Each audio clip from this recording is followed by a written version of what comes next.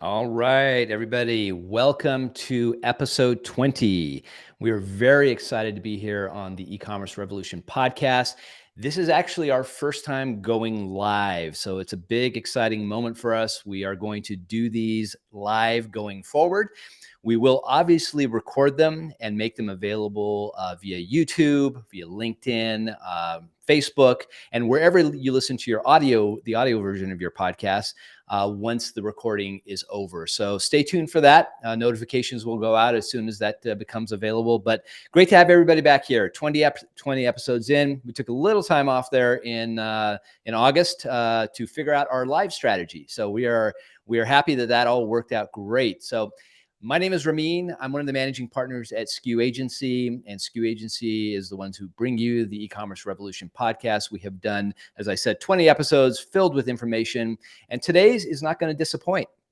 Today's episode is a great one. Today, we are going to focus on the numbers, the very, very, very important numbers in the world of e-commerce.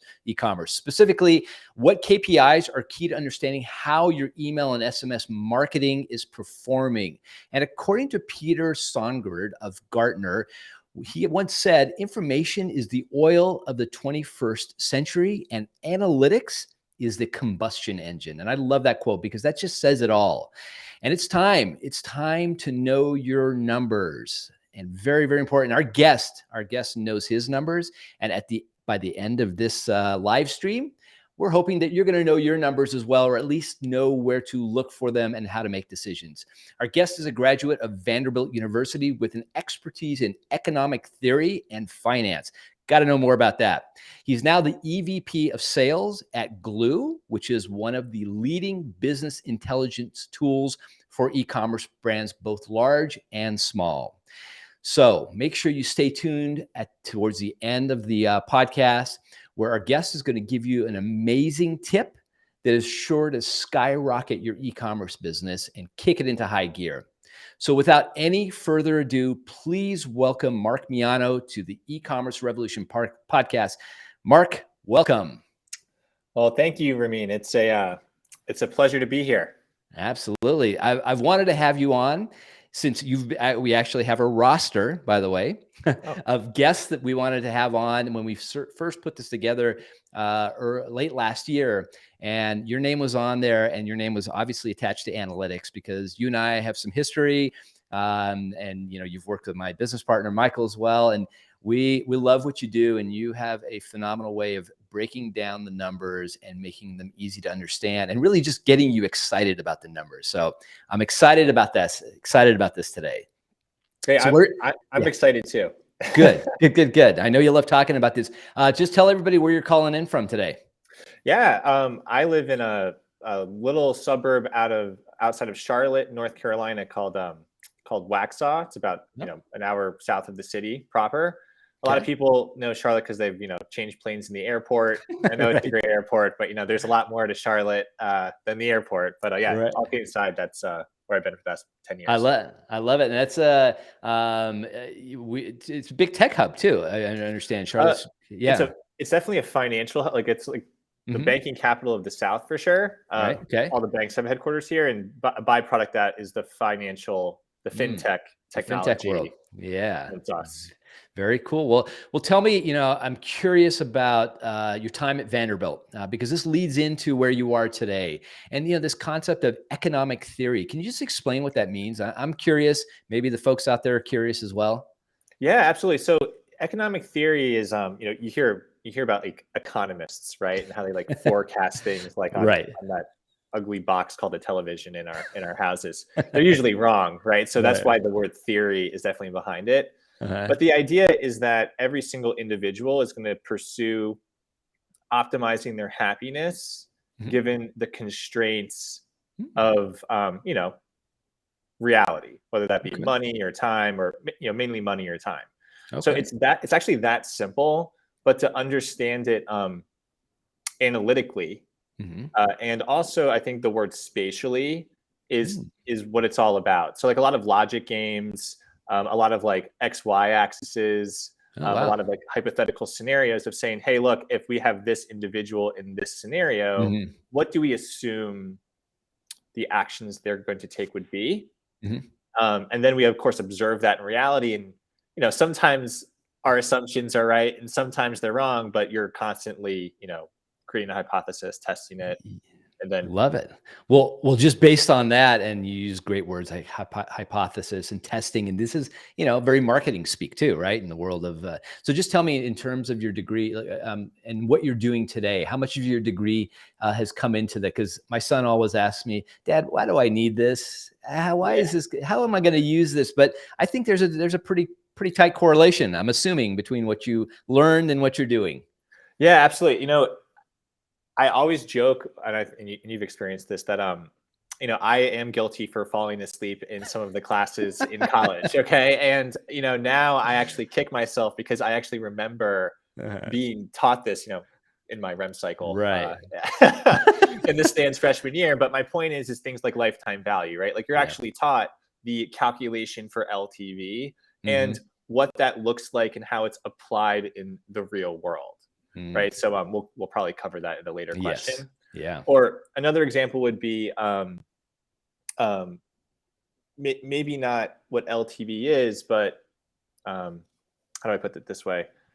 Again, given the constraints that an individual faces, how would they typically react if we change this or that lever? So, or here's what I mean by that. A bell curve. Okay. Right. Like, to look at a bell curve is one thing. I think everyone's seen a bell curve before, Sure. but to understand what the area underneath the bell curve represents is usually when you fell asleep back in college. And then I'll lightly remind you, what it means so that you know what the appropriate action is to take. So there's definitely that intersection between like finance, which is reality, and then theory, which is more of the, the economic thesis. Yeah. By the way, I've never laughed so much talking about numbers. This is great. We're only like 2 minutes in, and we're chuckling about numbers. Making light of our college days as well, and what we paid attention to. So, 2017, you move over to Glew. All right. And you in your intake notes, you specifically actually use these. You've talked to thousands of e-commerce companies, thousands, since you've been at Glew. And I'm just curious, you get to see the numbers, you get to see all the data that's connected in there. And, obviously it's proprietary. You're not going to share specifics here, but do you ever see a common thread amongst successful companies in the e-commerce space?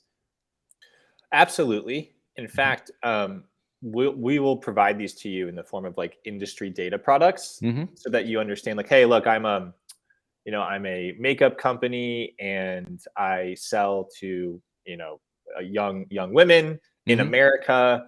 What is a good conversion rate for the successful companies in my world? Right. So that's definitely something that we've provided before, but I think it's also important to incorporate that, that it's kind of like people, like you can compare two companies against each other, but you have to acknowledge that they're different. And those differences should be taken into account when running those comparisons. Sure. So as much as the comparison of more than one company is, it's also just as important to compare yourself against yourself over time as well. Yeah. That's interesting. That Yeah. And is there, have you seen, in terms of, is it the companies that pay attention to their numbers, those are the successful ones, or is there some other thread in there? Because I totally understand, that, and listen, we get this question all the time. How do I compare to people in my industry, right? That's like the number one question. How do I stand up against them? And I love that. And I love that you guys offer that. But have you seen anything, like if you were going to advise a company, you were going to advise the next startup out there, e-commerce startup, you say, you know what, I've talked to 1,000 companies. I've seen this common thread happen. And this is how you could be successful. Yeah, absolutely. So the common thread is this. Every company is going to experience good times, and every company is going to experience bad times. It's the companies that navigate the bad times with clarity and good decision making that are the ones that eventually win. So without going into like you're right, I can't go into any specific account, but I know I have clients who've made it to, it's unbelievable actually. $20 million a year in their Beautiful. Shopify store. Yeah. And they haven't looked at their data. What? Wow. And Okay. guess when I get them? When they Yeah. hit hard times, right? Yes. Okay. So they're trying to uncover this, what went wrong, and they're hoping that you and Glew can show them, what did we do wrong here? Or what Or did we what are do we right? doing? Or what did we do right? And let's do that again, right? Right. It's Interesting. both. It's Yeah. understanding what you did right, what you did wrong, and investing in what is right and divesting in what is not making you perform as well. Wow. The there are some people who are data driven from the start, Mhm. and those are usually the ones that have done this before. Mhm. Right? So like, hey, I launched a Shopify store before, I Mhm. had lightning in a bottle. It was great. Had hard times, realized I didn't have the data necessary to get through those hard times, and I'm not going to make that decision again. Mhm. Right? Mhm. Yeah. But hopefully what we can do is get to some of your new merchants Mhm. and ensure that they're data driven from the start. Yeah. So for Yeah. example, a lot of people ask Mark, like, what's the most important thing for me to measure? Hmm. Profit. Okay. And that's Yeah. a difficult thing to measure. And it's kind of a scary thing to measure. But if you're Mhm. not measuring that from the beginning, then you're going to have a lot of trouble when you're 20 million deep trying to Sure. backtrack and get to that Sure. get to that same important data. Yeah. So I think, I mean, we're going to dive into, KPIs and things like that in a moment, but Yeah. just, to touch on that point really quickly, numbers scare people, a lot of people. They don't want to look at them. They'd rather just, let me look at the top line. How am I doing at the top? That's all great. But understanding those numbers early on, I think, to your point, is absolutely important. So don't wait to install anything. Get yourself some level of analytics in the beginning, and continue to upgrade that level of analytics, right? Continue to push yourself. And and for those of you who have not experienced Glew, you've got to look at it. I mean, it is, you may think it's intimidating. It's actually beautiful to look at. It's a beautiful interface. You get in there. I mean, I find it a lot easier to look at than Google Analytics, but the point is, don't be afraid of it. Get in there and get the help, and talk to Mark. He'll help you. He will whiteboard your analytics for you. I assure you, he has done this. It is a great exercise in making sure you understand why you have to look at this day in and day out. And may I add, like, if we have owners looking at the company, mm-hmm. if someone asks you, hey, what is your LTV, or what is your conversion rate, Mm-hmm. or if you don't know those numbers, you cannot expect anyone reporting to you to know those numbers, or your agency to know those numbers. That's something that I think everyone in the company should know. Sure. On their individual responsibilities, but obviously the higher you get up in the organization, Mm-hmm. the more numbers you need to know. Yeah, no, I know that we've got CEOs of companies that we work with. They have their specific dashboard that they look at every day. Certain things, certain levers that they know. All right, if this doesn't look good, there's a problem in my company, and I need to make a change, or I'll watch it for a few days and see if it continues in that trend. Right. So let's jump into some specifics here, and obviously we as an agency, we focus all of our attention on email and SMS. So I want to ask you a lot about the world of email and SMS as it relates to analytics. But first, just tell me what are the top KPIs, overall KPIs, every e-commerce leader needs to know and understand. There must be like a group of KPIs that you would tell them, pin this to your dashboard. Yeah, absolutely, man. Do I have a limit? Let's pick like 5. Let's pick 5. Good. Let's pick 5 of them. So the first one that you're going to want to measure is your net profitability. Okay. So when I say net profits, what I mean is that could mean a different thing to different companies, but as close to the amount of cash that you take home at the end of the day as you can. So cost of goods sold, your overhead, your advertising spend. We just need to know that up and down. Okay. And what I mean by that is, like, on a customer level, on a product level, on a company level, on an order level, as many different levels as time permits. Okay. The second thing would be customer lifetime value. Okay. Which is, don't overcomplicate it. It's your revenue per customer. Okay. Right? We can debate like all kinds of more nuanced equations, that's fine. But like, to oversimplify it, it's just your revenue per customer. Okay. And why is that important? Well, the sum equals the whole equals the sum of the parts. Right. And it's a brick by brick thing, Yeah. right? Each customer that you acquired is a win, and that you've kept is a win. So that type of granularity is really important as you see it trending over time. The third one I would probably mention would be something around the lines of like, I'll put them in the same bucket because multiplying them together also gives you LTV, which is your average order value and your purchase frequency. Okay. So to understand how, as a company, how much one is more important to you than the other will go ahead and have a deep impact on your long-term strategy and your definition of success. So for example, if I'm selling like high-end medical devices, right? Like a $3,000 medical device, right? You're probably a average order value company where there's a lot of investment in the pre-purchase leading up to one sale and it's over. Whereas if you're selling food, purchase frequency would definitely be a lot bigger of a deal to you, and managing that would be more beneficial. Okay. Maybe the last one for good measure would be your operational data, and something like a holding cost, where you can actually see how much cash is locked up in any given product. Okay. And to understand, the impacts of that on the whole business. Right. But operational data, I'll just leave that there. As a holding cost is a really like straightforward one. Is if I have $25,000 locked up in a bunch of free samples that nobody wants, well, that's $25,000 that I can't invest back in another part of my company. Exactly. Right? Exactly.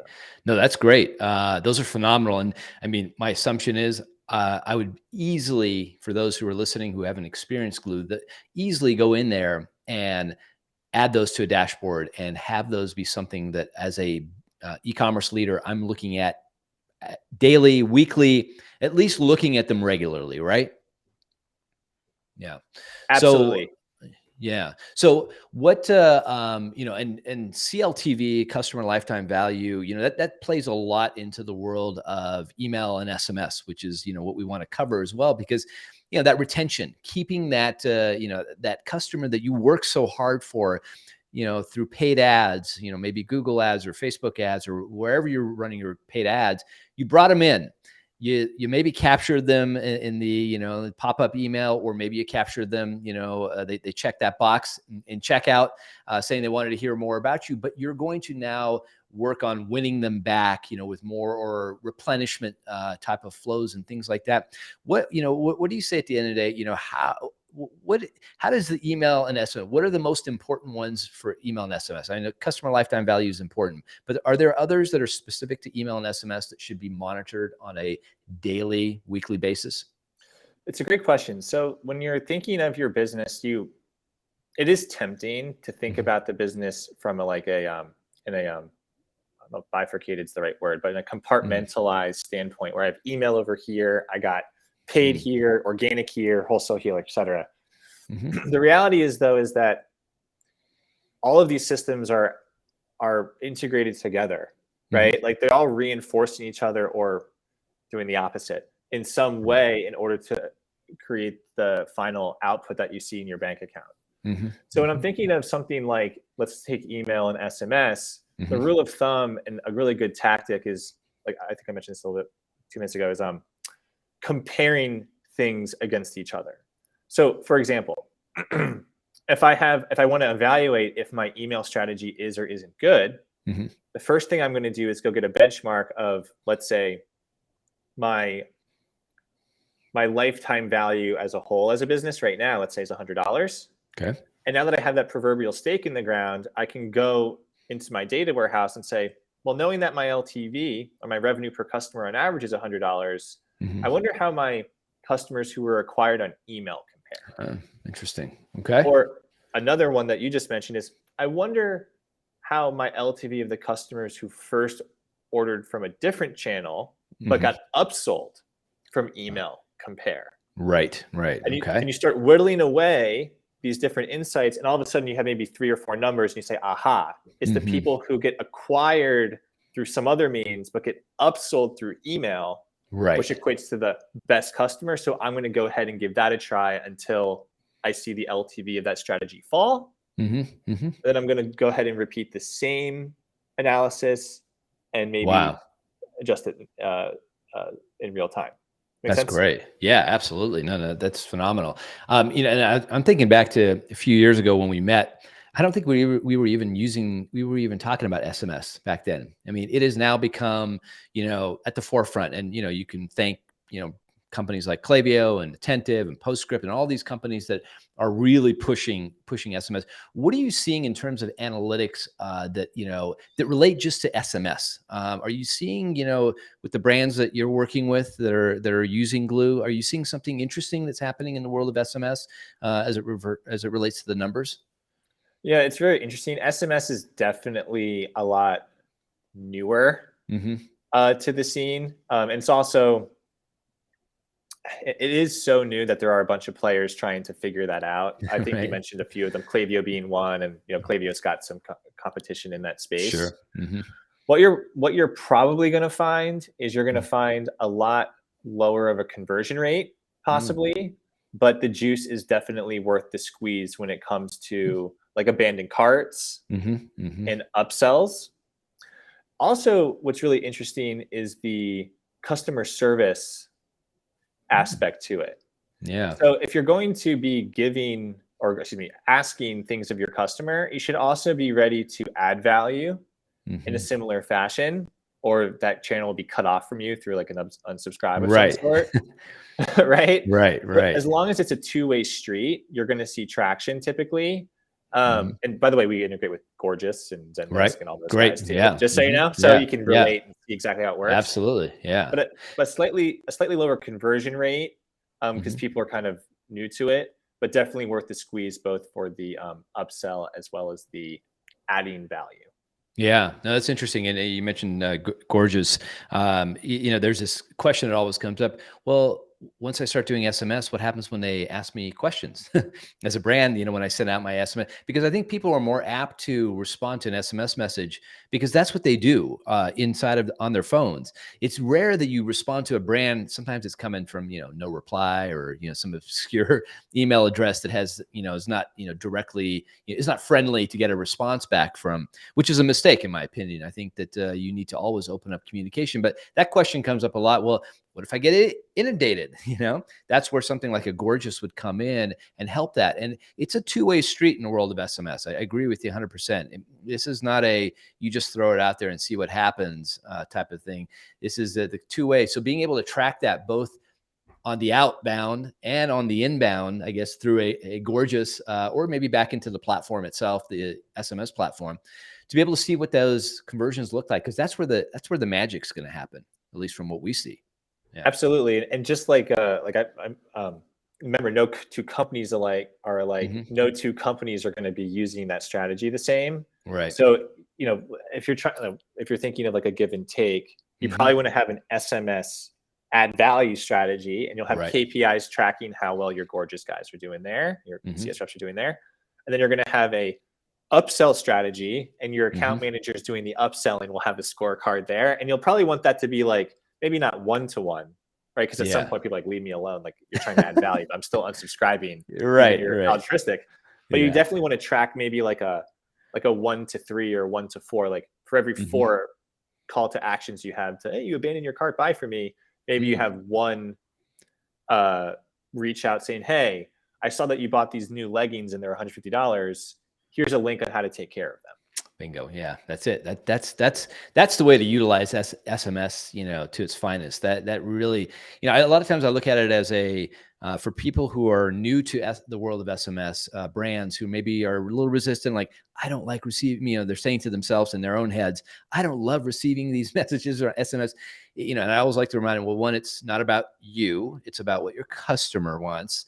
And does your customer fit that, buyer persona that would be interested in getting SMS? And if so, it's not the same strategy as email. We utilize them very differently. We're not sending at the frequency that we're sending on email, and we're saying things differently. Obviously, we have a shorter, smaller space to speak in there. But you're coming in and telling, you're even tracking differently too. You're tracking the data differently. So that's huge. Absolutely. It's interesting. Like culturally, this is more of a feeling than data backed, I'll admit. Like, email is very much work. SMS is more personal. And what are we doing in e-commerce but enriching I mean, typically, like, look, there's B2B e-commerce, but typically people are buying like shirts or like shoes or makeup or food or something on SMS, and it's just a little bit more personal, and they're willing to engage in the personal realm of their life on SMS, where email is more formal. Sure. Yeah. Well, I mean, I know there's a stat out there that says, 39% of businesses are now using SMS in the United States. I mean, that's a significant number. And I would assume that number is going to be very different in 2 years. More companies are going to, I mean, we have clients who, again, 2 years ago were not doing SMS with us. And now they've seen what they've seen the data, they've heard, us, consistently saying, yes, you should do it. So, and I love the fact that, there is, the ability to see the data. Now, I'm curious about this. I mean, Glew connects with Klaviyo, Attentive, Postscript, all the players out there in the space. And, we like the world of Klaviyo specifically because it's, 2 channels under one roof. We can really, work the levers really well. Tell somebody who's out there looking at Klaviyo data, they're looking at Klaviyo, maybe even Google Analytics. How's Glew going to be different? How's Glew going to change their world? Just paint that picture for them so they can understand it. Yeah, it's a great question. So it actually loops into a larger question of the value that each one of the different softwares or software manufacturers that you're using provide to you. And from there, we can derive how we use it from an analysis standpoint. So I'm going to answer your question, but let me give a foil. For Shopify, that is the source of truth for transactions, right? Like if I see an order ID that's native to Shopify, and the number of orders or the truth of that figure will be held in the API of Shopify.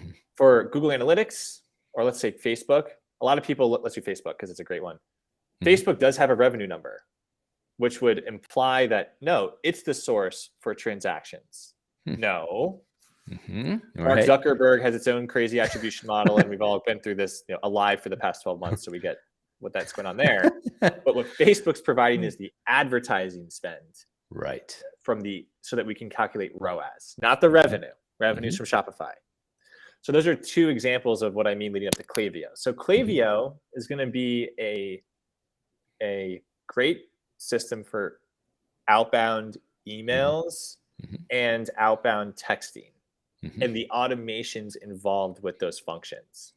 So as a derivative of that, the data in Klaviyo will be a lot about behavior, right? Not transactions, which is revenue. A lot of people ask me for revenue from Klaviyo. Sure, right. Again, why don't you ask Mark Zuckerberg the revenue that Facebook's generating, right? It's yeah. By the way, that's an economic theory thing. It's called the principal agent problem. It's you're asking someone for advice who is not objective, right? Imagine taking your car to a car mechanic and saying, hey, do you think my car needs work? Well, the guy, the guy needs work, right? It's his job, and he wants to take his family to a trip to Hawaii. So he's going to tell you that it needs work. Sure. Some level. Idea. Right, exactly. So what I'm trying to, in terms of answering your question, it's a lot about the chronological behavior of the customer.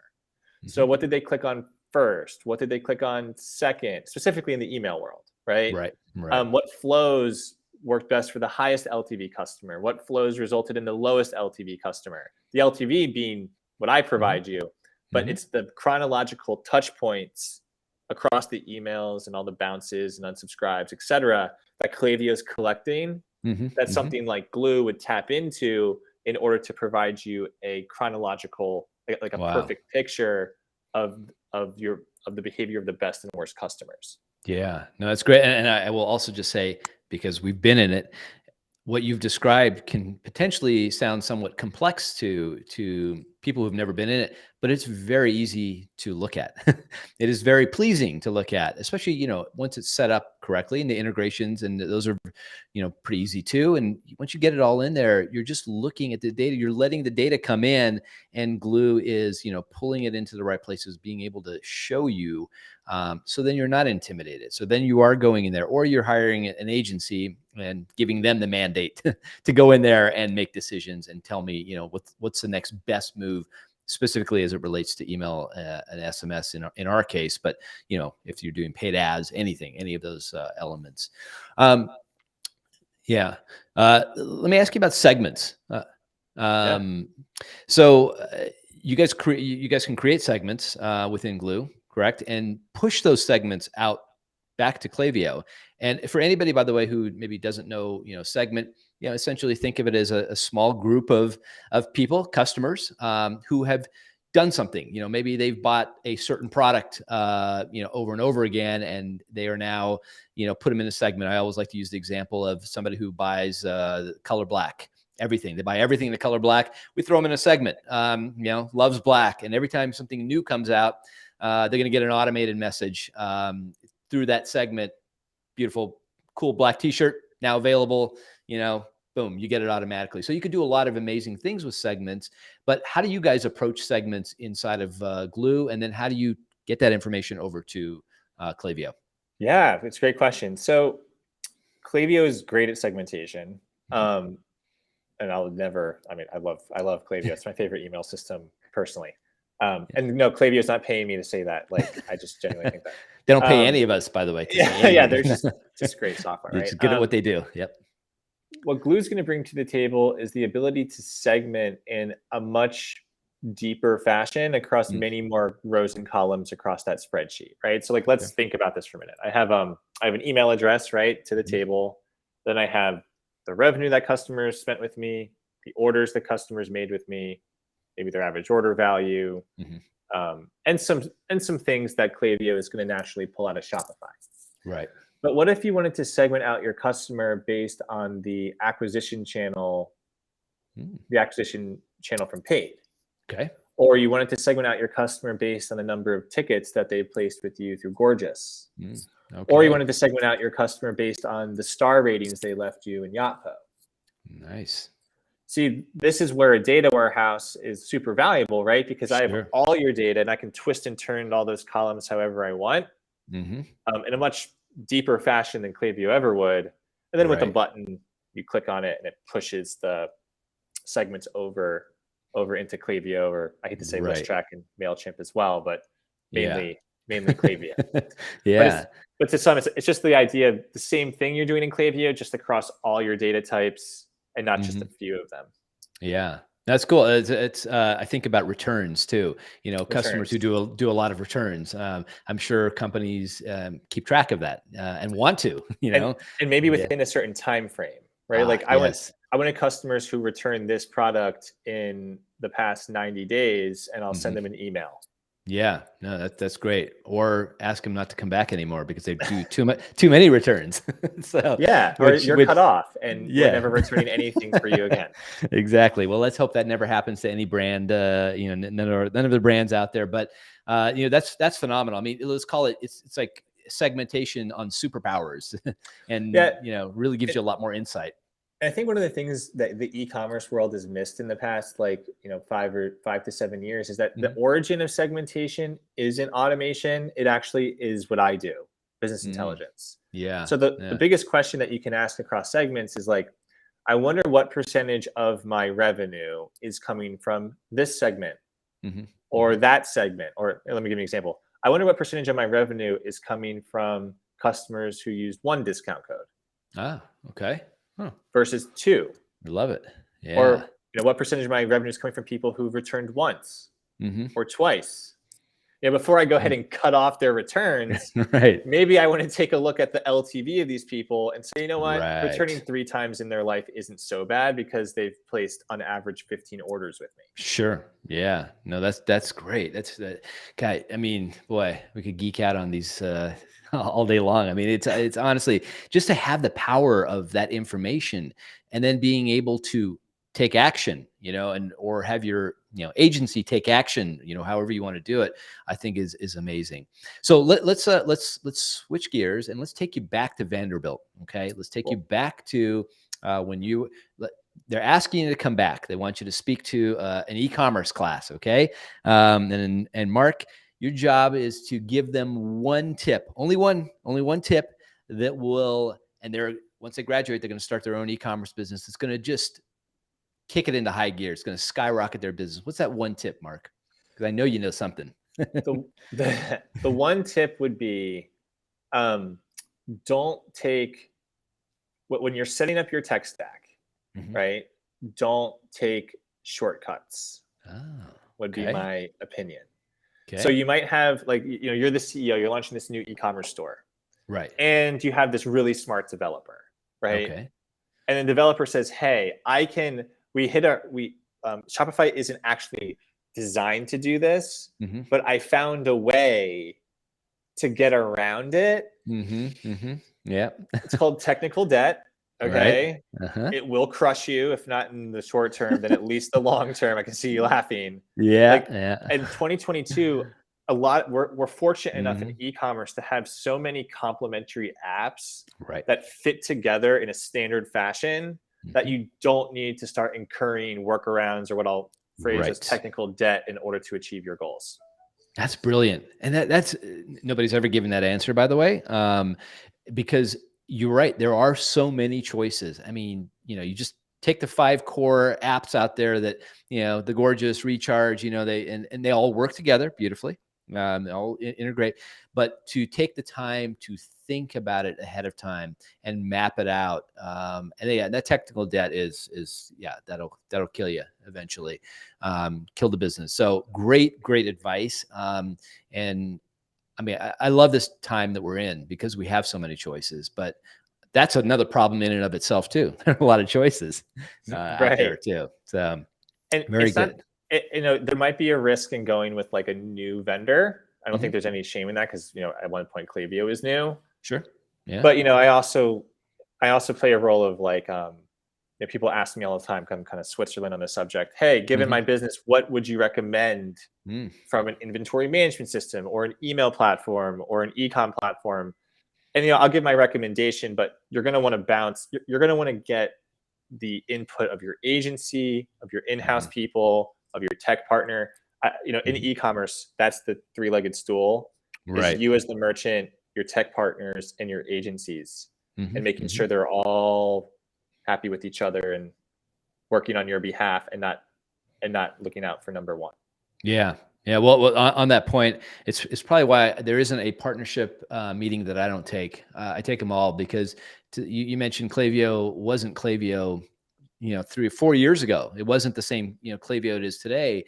And, you could miss that boat, right? You could miss that boat. And to do the best job for our clients is to know what great technology is out there and to have played with it and tested it and tried it out to understand it. And I love how, you play Switzerland on it. And we do the same thing, because we're looking at it always through the lens of retention, because that's what email and SMS, is doing, and what other types of software. But, we've been in the space for so long that that's what we know. And it's just great. It's a phenomenal time. So anybody launching their e-commerce business, it's an awesome time. I have to plug my laptop in real quick. Apologies. Yeah. No. 1 second. It's fine. Sorry. It's fine.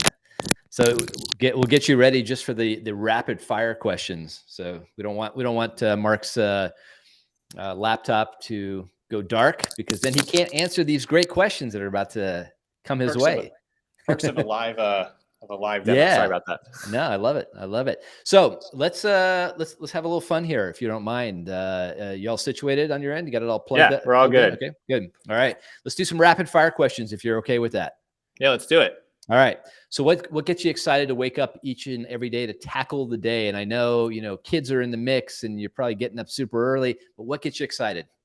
What gets me excited? That's a great question. I genuinely enjoy teaching, Mm.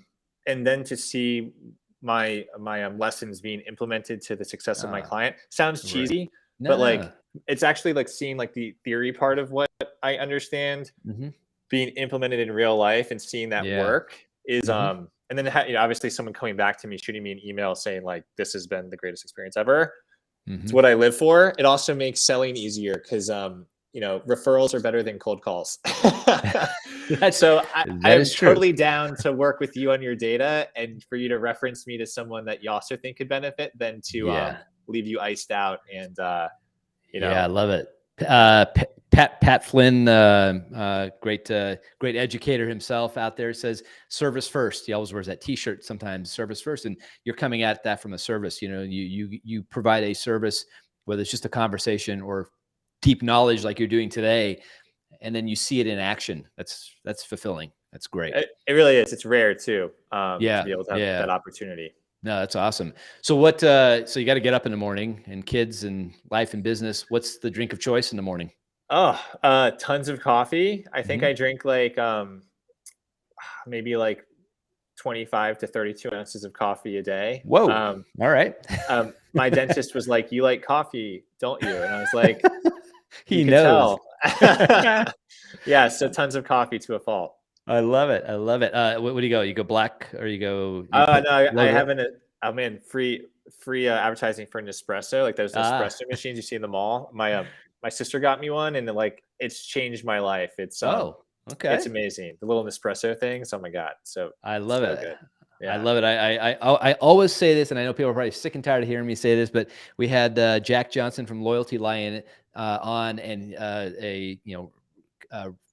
referral, system, a whole loyalty engine. And he goes, my coffee is very bougie in the morning. And I thought that was the greatest line. I'm like, he Very guys are bougie. dressed up. He's got the oat milk going on. So everybody's got their own routine.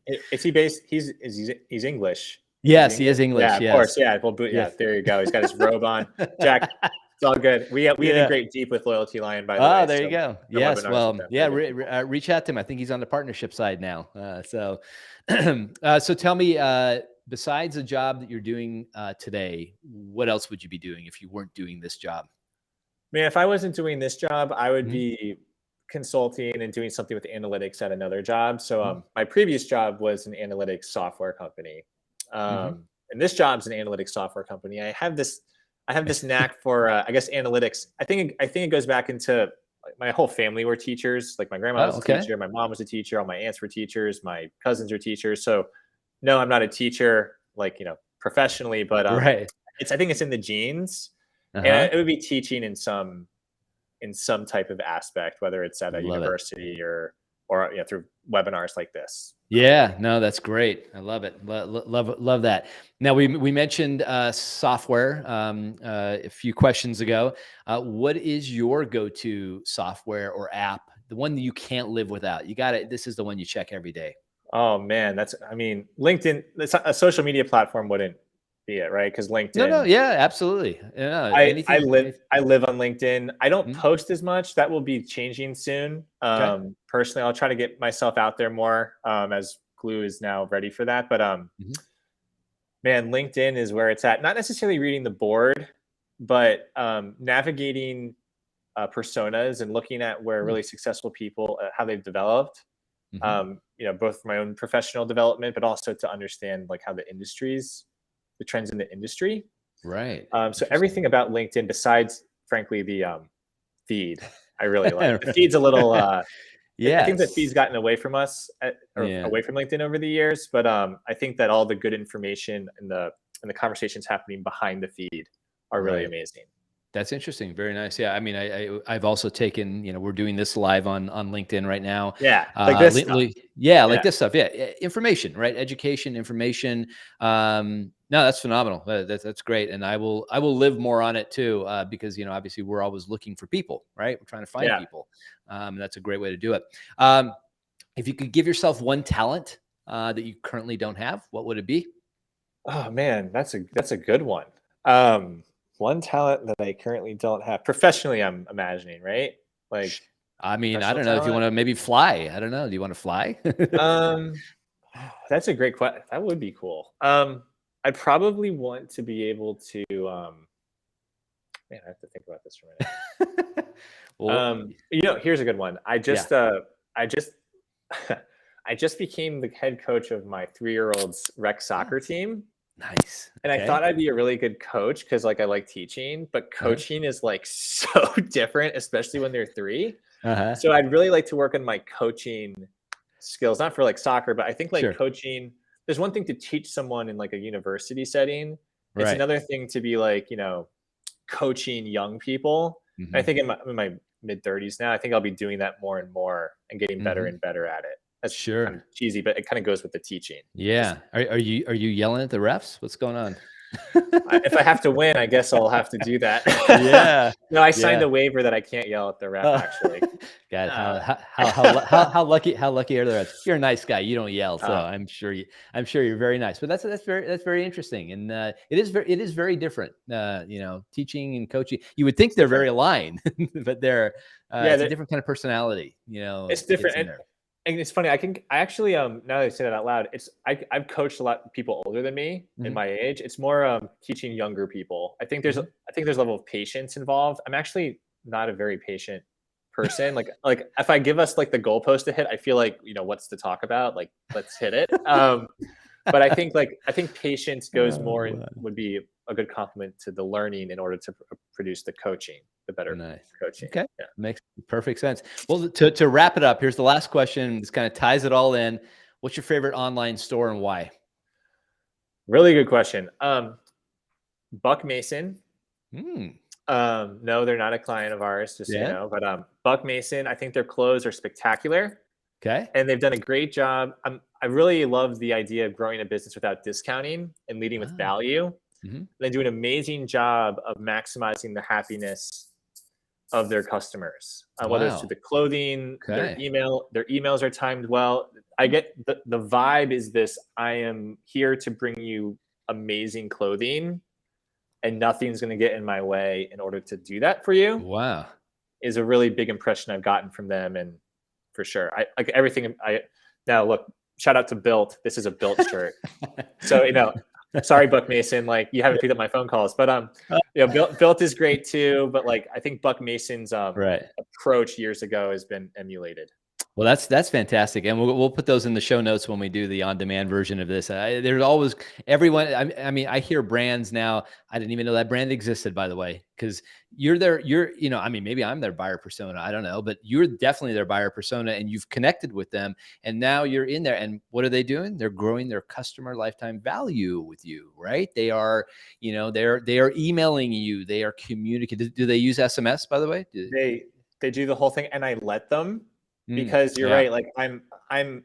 It's not, and this is where the economic theory thing breaks down because it's Hmm. based on rationality. It's not rational. Like I have Right. this emotional attachment to them, Hmm. which I think Yeah. is the goal for a lot of our clients. Yeah. No, that's wonderful. This is Mark. I mean, seriously, again, you've been on the list. You reached out for some other question to us about, and it spurred I got to get Mark on. I mean, this is exactly what I was hoping this would be, filled with interesting information, life information, as well as analytics, which is, again, I tell everybody, know your numbers. And Mark will tell you that too. If you get on the phone with him, the first thing he's going to tell you is know your numbers. And let me show you how to know your numbers and which numbers to know.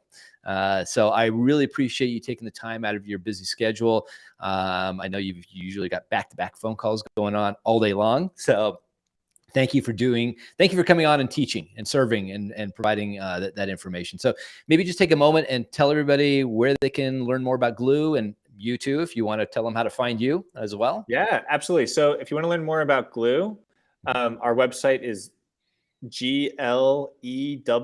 glew.io, like Indian Ocean.